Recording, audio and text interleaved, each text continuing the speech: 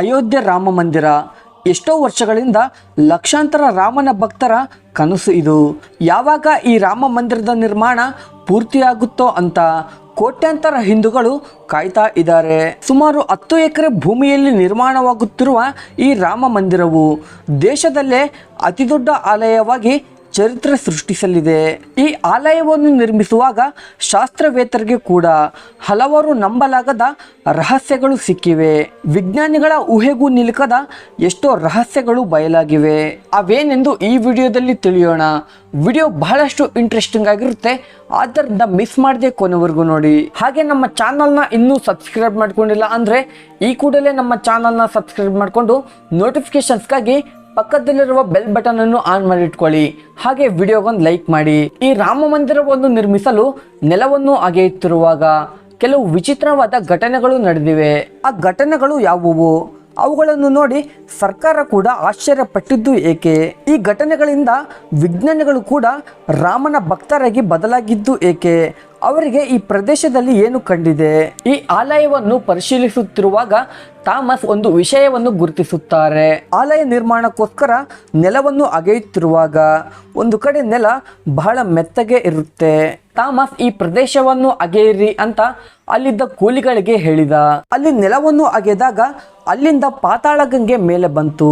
ರಾಮ ಮಂದಿರಕ್ಕೋಸ್ಕರ ನೆಲವನ್ನು ಅಗೆಯುವಾಗ ಹೀಗೆ ನೀರು ಬಂದಿರುವುದನ್ನು ನೋಡಿ ರಾಮ ಮಂದಿರದ ಕೆಲಸ ಮುಂದೆ ಸಾಗೋದು ಬಹಳ ಕಷ್ಟ ಅಂತ ಎಲ್ಲರೂ ಭಯಪಡ್ತಾರೆ. ಆಗ ವಿಜ್ಞಾನಿಗಳು ಆ ನೀರನ್ನು ಪರಿಶೀಲಿಸುತ್ತಾರೆ. ಆ ನೀರು ಸರಯೂ ನದಿಯ ನೀರು ಅಂತ ತಿಳಿಯುತ್ತೆ. ಆಗ ಸಾಕ್ಷಾತ್ ಸರಯೂ ದೇವಿಯೇ ಈ ರಾಮ ಮಂದಿರವನ್ನು ದೀವಿಸಲು ಇಲ್ಲಿಗೆ ಬಂದಿದ್ದಾಳೆ ಅಂತ ಎಲ್ಲರೂ ಭಾವಿಸಿದರು. ಆದರೆ ಅಲ್ಲಿನ ಇಂಜಿನಿಯರ್ಗಳಿಗೆ ಮಾತ್ರ ಇದರಿಂದ ಭಯವಾಗುತ್ತೆ. ಹೀಗೆ ನೀರು ಬಂದಿರುವುದರಿಂದ ಆ ನೆಲವು ಬಹಳ ಮೆತ್ತಗೆ ಇರುತ್ತೆ. ಈ ನೆಲದ ಮೇಲೆ ಬೃಹತ್ ರಾಮ ಮಂದಿರವನ್ನು ನಿರ್ಮಿಸಲು ಆಗುವುದಿಲ್ಲವೇನೋ ಅಂತ ಇಂಜಿನಿಯರ್ಗಳು ಭಯಪಟ್ಟಿದ್ದರು. ಮುಖ್ಯವಾಗಿ ಭೂಕಂಪಗಳಿಗೆ ಕೂಡ ಜಗ್ಗದ ಹಾಗೆ ಈ ಆಲಯವನ್ನು ನಿರ್ಮಿಸಬೇಕು ಅಂತ ಆ ಇಂಜಿನಿಯರ್ಗಳು ಅಂದುಕೊಂಡಿರ್ತಾರೆ. ಇಂತಹ ಬೃಹತ್ ನಿರ್ಮಾಣವನ್ನು ಕಟ್ಟುವಾಗ ಮಧ್ಯದಲ್ಲೇ ಏನಾದರೂ ಸಮಸ್ಯೆಗಳು ಕಾಣಿಸಿಕೊಳ್ತಾವೇನೋ ಅಂತ ಅವರೆಲ್ಲರೂ ಭಯಪಟ್ಟಿದ್ದರು. ಆದ್ದರಿಂದ ಎಲ್ಲರೂ ಸೇರಿ ಆ ಭಗವಂತನ ಮೇಲೆ ಭಾರ ಹಾಕಿ ಕೆಲಸ ಶುರು ಮಾಡ್ತಾರೆ. ಆ ಪಾತಾಳ ಗಂಗೆ ಸರಿಯಾದ ಸಮಯಕ್ಕೆ ನಿಲ್ಲದಿದ್ದರೆ ರಾಮ ಮಂದಿರವನ್ನು ನಿರ್ಮಿಸೋಕೆ ಸಾಧ್ಯವಾಗಲ್ಲ. ಆದರೆ ಎಲ್ಲರನ್ನೂ ಆಶ್ಚರ್ಯಪಡಿಸೋ ರೀತಿ ಯಾವಾಗ ರಾಮ ಮಂದಿರದ ಕೆಲಸ ಶುರು ಆಗುತ್ತೋ ಆಗ ಸರಯೂ ನದಿಯ ಪ್ರವಾಹ ಕೂಡ ಸ್ಟಾಪ್ ಆಗುತ್ತೆ. ಇದರಿಂದ ನಿರ್ಮಾಣ ಕೆಲಸಗಳು ಕೂಡ ವೇಗವಾಗಿ ಶುರು ಆಗ್ತವೆ. ಇಲ್ಲಿ ನಿಮಗೆ ಒಂದು ಡೌಟ್ ಬಂದಿರಬಹುದು, ಪುರಾತನ ಕಾಲದಲ್ಲಿ ಈ ಅಯೋಧ್ಯೆ ರಾಮ ಮಂದಿರವು ಯಾವ ರೀತಿ ಇತ್ತು ಮತ್ತು ಅದನ್ನು ನಾಶ ಮಾಡಿದವರು ಯಾರು ಅಂತ. ಆ ಪುರಾತನ ಕಾಲದ ರಾಮ ಮಂದಿರವನ್ನು ನಾಶಗೊಳಿಸಿ ಬಾಬರ್ ಅಲ್ಲಿ ಮಸೀದಿಯನ್ನು ನಿರ್ಮಿಸಿದ್ದ. ಈ ಪುರಾತನ ರಾಮ ಮಂದಿರವನ್ನು ನಿರ್ಮಿಸಿದ್ದು ಯಾರು ಅಂತ ಇಲ್ಲಿಯವರೆಗೂ ಯಾರಿಗೂ ಗೊತ್ತಿಲ್ಲ. ಆ ವಿಷಯವನ್ನು ಬಹಳ ರಹಸ್ಯವಾಗಿ ಮುಚ್ಚಿಟ್ಟಿದ್ದಾರೆ. ಆ ರಾಮ ಮಂದಿರದ ನಿರ್ಮಾಣದ ವಿವರಗಳು ನಮಗೆ ಇನ್ನೂ ಸಿಕ್ಕಿಲ್ಲ. ಅಲ್ಲಿ ಸಿಕ್ಕ ಕೆಲವು ರಹಸ್ಯಗಳನ್ನು ಮಾತ್ರ ಈ ವಿಡಿಯೋ ಮೂಲಕ ನಿಮಗೆ ತಿಳಿಸುತ್ತೇನೆ. ಅಯೋಧ್ಯೆಯಲ್ಲಿ ಶ್ರೀರಾಮನು ಜನಿಸಿದ್ದಾನೆ ಅಂತ ನಮಗೆಲ್ಲ ಗೊತ್ತು. ತ್ರೇತಾಯುಗದ ಚೈತ್ರ ಶುದ್ಧ ನವಮಿ ಗುರುವಾರದಂದು ಪುನರ್ವಸು ನಕ್ಷತ್ರ ಕರ್ಕಾಟಕ ಲಗ್ನದಲ್ಲಿ ಶ್ರೀರಾಮನು ಜನಿಸಿದ್ದಾನೆ ಅಂತ ನಮ್ಮ ಪುರಾಣಗಳು ಹೇಳ್ತವೆ. ಆ ದಿನವನ್ನೇ ನಾವು ಶ್ರೀರಾಮನವಮಿ ಅಂತ ಆಚರಿಸುತ್ತೇವೆ.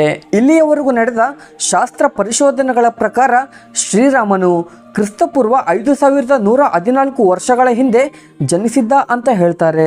ಬಾಬ್ರಿ ಮಸೀದಿ ಇರುವ ಜಾಗದಲ್ಲೇ ಮೊದಲ ರಾಮ ಮಂದಿರ ಇತ್ತು ಅನ್ನೋದಕ್ಕೆ ನಮಗೆ ಕೆಲವು ಆಧಾರಗಳು ಸಿಕ್ಕಿವೆ. ಅಲ್ಲಿ ಪುರಾತತ್ವ ಇಲಾಖೆಯವರಿಗೆ ಆ ಕಾಲಕ್ಕೆ ಸಂಬಂಧಿಸಿದ ರಾಜಸ್ತಂಭಗಳು ಮತ್ತು ವಿಗ್ರಹಗಳು ಸಿಕ್ಕಿವೆ. ಅಲ್ಲೇ ಅವರಿಗೆ ಒಂದು ಶಿವಾಲಯ ಕೂಡ ಕಾಣಿಸಿತ್ತು.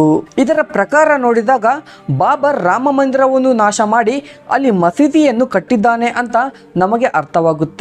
ಆ ಪುರಾತನ ಕಾಲದ ರಾಮ ಮಂದಿರವನ್ನು ಯಾರು ನಿರ್ಮಿಸಿದ್ದಾರೆ ಅನ್ನೋದು ನಮ್ಮ ಮುಂದಿರುವ ಪ್ರಶ್ನೆ. ನಿಮಗೆಲ್ಲ ವಿಕ್ರಮಾದಿತ್ಯ ಚಕ್ರವರ್ತಿಯ ಬಗ್ಗೆ ಗೊತ್ತೇ ಇರುತ್ತೆ. ಈ ವಿಕ್ರಮಾದಿತ್ಯ ಚಕ್ರವರ್ತಿಗೆ ಈ ಅಯೋಧ್ಯೆ ಭೂಭಾಗವು ಎಷ್ಟೋ ಅದ್ಭುತವಾಗಿ ಕಾಣುತ್ತೆ. ಈ ಸ್ಥಳದಲ್ಲೇ ಶ್ರೀರಾಮನು ಜನಿಸಿದ್ದಾನೆ ಅಂತ ವಿಕ್ರಮಾದಿತ್ಯನು ಕೆಲವು ಪಂಡಿತರಿಂದ ತಿಳಿದುಕೊಳ್ತಾನೆ. ಎಷ್ಟೋ ಜನ ಋಷಿ ಮುನಿಗಳ ಮತ್ತು ಪಂಡಿತರ ಸೂಚನೆಗಳಿಂದ ವಿಕ್ರಮಾದಿತ್ಯನು ಅಲ್ಲಿ ಒಂದು ಭವ್ಯವಾದ ರಾಮ ಮಂದಿರವನ್ನು ನಿರ್ಮಿಸುತ್ತಾನೆ ಅಂತ ಹೇಳಲಾಗುತ್ತೆ. ಅದೇ ಪ್ರದೇಶದಲ್ಲಿ ಎಷ್ಟೋ ನದಿಗಳನ್ನು ಕೋಟೆಗಳನ್ನು ಕೂಡ ನಿರ್ಮಿಸುತ್ತಾನೆ. ಎಷ್ಟೋ ದೂರ ಪ್ರದೇಶಗಳಿಂದ ರಾಮ ಭಕ್ತರು ಈ ರಾಮ ಮಂದಿರವನ್ನು ನೋಡಲು ಬರುತ್ತಿದ್ದರು. ಆನಂತರ ಎಷ್ಟೋ ರಾಜರು ಈ ರಾಮ ಮಂದಿರವನ್ನು ಬಹಳ ಸುರಕ್ಷಿತವಾಗಿ ಕಾಪಾಡಿಕೊಂಡು ಬಂದಿದ್ದಾರೆ. ಹೀಗೆ ಕಾಲ ಸಾಗುತ್ತಾ ಈ ರಾಮ ಮಂದಿರವು ಭಾರತ ದೇಶದಲ್ಲೆಲ್ಲ ಪ್ರಸಿದ್ಧಿಯನ್ನು ಪಡೆಯುತ್ತೆ.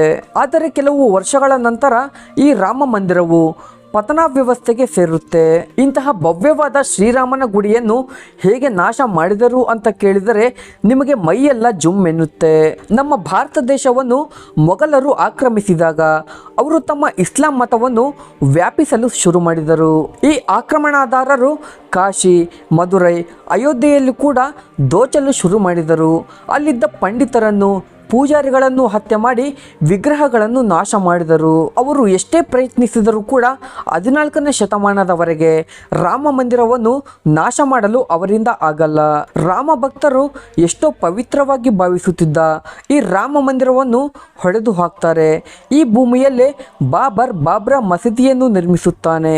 ಆ ಮಸೀದಿಯು 1992ರವರೆಗೆ ಅಲ್ಲೇ ಇತ್ತು. ಆನಂತರ ಹಿಂದೂ ವೀರನೊಬ್ಬ ಬಾಬ್ರಾ ಮಸೀದಿಯ ಜೆಂಡಾವನ್ನು ಕಿತ್ತಿ ಆ ಮಸೀದಿಯನ್ನು ಹೊಡೆದು ಹಾಕ್ತಾನೆ. ಇಲ್ಲಿಂದಲೇ ಹಿಂದೂ ಮುಸ್ಲಿಮರಿಗೆ ಜಗಳಗಳು ಶುರು ಆಗ್ತವೆ. ಆಗ ವಾರಸತ್ವವಾಗಿ ಹಿಂದೂಗಳಿಗೆ ಸೇರಬೇಕಾದ ರಾಮ ಜನ್ಮಭೂಮಿಯ ಮೇಲೆ ಹಿಂದೂಗಳಿಗೆ ಮಾತ್ರ ಹಕ್ಕು ಇದೆ ಎಂದು ಹೋರಾಟಗಳು ಶುರು ಆಗ್ತವೆ. ಎಷ್ಟೋ ವರ್ಷಗಳವರೆಗೆ ಈ ಕೇಸ್ ಕೋರ್ಟ್ನಲ್ಲೇ ನಡೆಯುತ್ತೆ. ಎಷ್ಟೋ ಸಾರಿ ಹಿಂದೂ ಮತ್ತು ಮುಸ್ಲಿಮರಿಗೆ ಜಗಳಗಳು ನಡೆದಿವೆ. ಸತ್ಯಮೇವ ಜಯತೆ ಅನ್ನೋ ತರ ಕೊನೆಗೆ ಸತ್ಯವೇ ಗೆದ್ದಿದೆ. ರಾಮ ಜನ್ಮಭೂಮಿ ರಾಮನಿಗೆ ಮಾತ್ರ ಸೇರುತ್ತೆ ಅಂತ ಸುಪ್ರೀಂ ಕೋರ್ಟ್ ತೀರ್ಪು ಕೊಡುತ್ತೆ. ಆ ದಿನ ಹಿಂದೂಗಳಿಗೆ ಹಬ್ಬದ ದಿನ. ಎಷ್ಟೋ ವರ್ಷಗಳ ಹೋರಾಟದ ನಂತರ, ಎಷ್ಟೋ ಪ್ರಾಣ ತ್ಯಾಗಗಳ ನಂತರ ತಮ್ಮ ರಾಮನಕ್ಕೋಸ್ಕರ ಒಂದು ಮಂದಿರವನ್ನು ಕಟ್ಟಿಕೊಳ್ಳೋಕೆ ಅಧಿಕಾರವನ್ನು ಸ್ವಂತ ಮಾಡಿಕೊಂಡಿದ್ದೇವೆ ಅಂತ ಕೋಟ್ಯಾಂತರ ಹಿಂದೂಗಳು ಸಂತೋಷ ಪಟ್ಟಿದ್ದಾರೆ. ಕೊನೆಗೆ ನರೇಂದ್ರ ಮೋದಿಯವರ ನೇತೃತ್ವದಲ್ಲಿ ರಾಮ ಮಂದಿರದ ಕೆಲಸಗಳು ಕೂಡ ಶುರು ಆಗಿವೆ. ಈ ರಾಮ ಮಂದಿರವನ್ನು ಜನವರಿ 22, 2024ರಂದು ಉದ್ಘಾಟನೆ ಮಾಡುವುದಾಗಿ ಸರ್ಕಾರ ಘೋಷಣೆ ಮಾಡಿದೆ. ಸೊ ಇದು ಫ್ರೆಂಡ್ಸ್ ವಿಡಿಯೋ ಇಷ್ಟವಾಗಿದ್ದರೆ ಜೈ ಶ್ರೀರಾಮ್ ಅಂತ ಕೆಳಗಡೆ ಕಮೆಂಟ್ ಮಾಡಿ. ಹಾಗೆ ವಿಡಿಯೋ ಇಷ್ಟವಾಗಿದ್ದರೆ ವಿಡಿಯೋಗೊಂದು ಲೈಕ್ ಮಾಡಿ, ಚಾನಲ್ನ ತಪ್ಪದೆ ಸಬ್ಸ್ಕ್ರೈಬ್ ಮಾಡ್ಕೊಳ್ಳಿ. ಜೈ ಶ್ರೀರಾಮ್.